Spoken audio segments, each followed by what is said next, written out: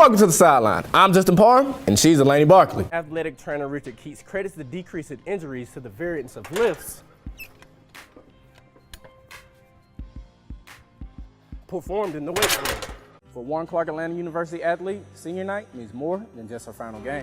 Major League Baseball may be considered a dirty game, but whenever a player steps into the batter's box, they want to make sure, in the words of Outkast, their cleats are so fresh and so clean. Before the Phoenix Rising can reach their goal of becoming a Major League Soccer team, they have a few things to hammer out. Despite some adversity down the stretch in a tippy playoff game, Red Mountain was able to pull out the victory, 70-68. For Warren Clark Atlanta University athlete, senior night means more than just her final game. Nicole Graham is the niece of Cynthia Graham Hurd, whom along with 9 others was murdered in the Charleston Church Massacre. On senior night, Graham received the number 9 jersey in remembrance of the victims. I wanted to follow in my aunt's footsteps as she passed and come to Clark and do the same thing that she did and finish my eligibility and leave my legacy here at this university. I feel like it's important that I don't focus on just my aunt and I focus on the other 8 families as well. Losing somebody because of the color of their skin that's close to you is always tough. So I feel that I shouldn't just focus on my aunt, and I should honor everybody and leaving my legacy here, because that's what she would want. And you hear stories about that all the time on the news, but for it to be your own, it's a different feeling. I was kind of in shock until about after the funeral, and that's when it really hit me because of the news and the media, but it was just disbelief for the first couple of weeks. Everything I'm doing right now is strictly for her.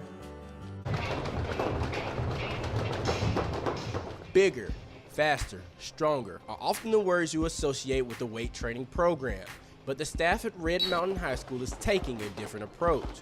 A lot of the focus of strength training now is not only on building up athletes, but also injury prevention. Safety is #1 priority. We want to be strong, we want to be fast, we want to jump higher, making sure each kid in safety isn't short. With high school athletes accounting for an estimated 2 million injuries a year, Red Mountain made injury prevention a priority, and Red Mountain's athletic trainer and players noticed a decrease in injuries. This year has been much better than last year. Last year we had 19 ACL tears, all non-contact.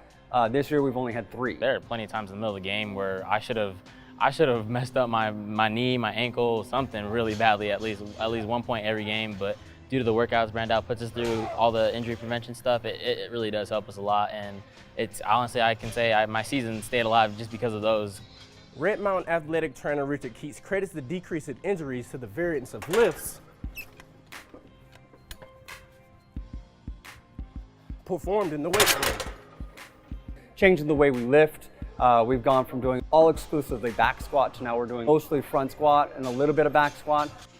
In addition to preventing injuries, Red Mountain is also educating students on how to prevent injuries. With more than 17% of children in the U.S. battling obesity, Red Mountain is also motivating students to lead healthier lives. We have a full-time sports medicine trainer who teaches sports medicine classes throughout the day for high school students that may be interested in entering that field. And there's an internship component to that, so they work with teams. So being able to show up every day and work hard with a great coach helps me to be oriented both in the weightlifting mindset and outside of school, being able to watch my weight. Recently, I just came back from being a little more overweight, and weightlifting to me has just been this huge improvement. Just lifestyle I live now to where I can eat better and lift weights. Just a huge impact to help me just physically and mentally. With so many healthy athletes, Red Mountain has found ways to grow their physical education department. We have a very large and robust PE department. You look across the country, with budget concerns with public education, there's been many high schools, not just in Arizona, but across the country, that have had to downsize their PE departments. In the past 4 years, our PE department has grown. We have 3 facilities, 3 different sizes. We push close to 1,200 kids through the weight room. I'd say it's definitely one of the best in Mesa, maybe Arizona in general. I'd say it's been the best weight room I've ever been in, and it's just the energy in there, the way the camaraderie is, and everyone just yelling at each other to get it done. Everyone just starting to get pumped, and the electricity in the air is it's amazing. From Mesa, with the sideline, I'm Justin Parham.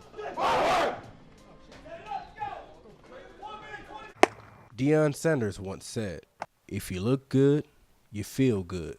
And if you feel good, you play good. For the White Sox, Robert Warren is in charge of making sure the team looks good. For some of the guys, that may mean a lot of hats. They'll try on, 6 or 12 hats just to find the one that fits and looks the best. We'll literally give the guy a box of hats to try on so he can find the exact one that fits the best and looks the best and feels the best on him. As older guys start to retire and younger guys come in, you start to see some changes in the clubhouse. Especially with the younger generation, you get a lot more guys that kind of have that mentality with like the new shoes or special arm sleeves, or it's different than what it was 10 years ago. It is more of a look good, feel good type of thing.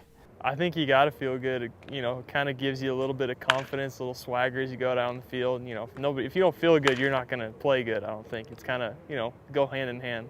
Major League Baseball may be considered a dirty game, but whenever a player steps into the batter's box, they want to make sure, in the words of Outkast, their cleats are so fresh and so clean. I always like taking a shower before I go back out for the games, and clean uniform, clean cleats. I think that's, you'd think it would be something that, goes without saying, but those are important. For the guys with the most swag, looking good doesn't just apply to the baseball field.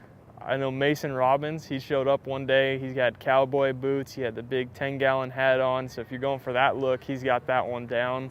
I like to think of myself, I show up, I take pride in what I wear to the field, so. There's a handful of them out there that are more, swag than the other guys. With a long season ahead of them, it may be safe for the White Sox to say, no one on the diamond has swagger like us. From Gilbert with Cronkite Sports, I'm Justin Parham. Not even a high ankle sprain could stop Red Mountain superstar Timmy Allen, who finished with a game-high 30 points. I was just trying to think how I can get back in the game. Taped it up, I was able to get back in there. A little immobile in some parts of my game, but I was able to do enough to get the job done tonight. Despite some adversity down the stretch in a tippy playoff game, Red Mountain was able to pull out the victory, 70-68. When Allen left the game, Red Mountain head coach Chris Lemon seemed unfazed as he sent his other Mountain Lions out on the prowl. It's just next guy up, I feel for him. I'm glad it's not too serious, but at the same time, you got to keep those guys going and you got to put confidence in the guys coming in. So, I didn't think about it too long. Typical of a playoff game, things got physical down the stretch, which forced one Mountain Lion into early hibernation. A lot of adversity through that game with the refs, and Dre fouled out. There's going to be bad calls in every game. That's something we got to adjust to. Next man off the bench came in strong, and we was good. We're building on this game into the next game. It was a good win for us. In the second round of the state playoffs, the Lions are seeking revenge. They got us pretty good last time we were at their place, and I think our guys haven't forgotten that, and I have not forgotten that. So we're going to try and get them our best game, and I think let's just see what happens.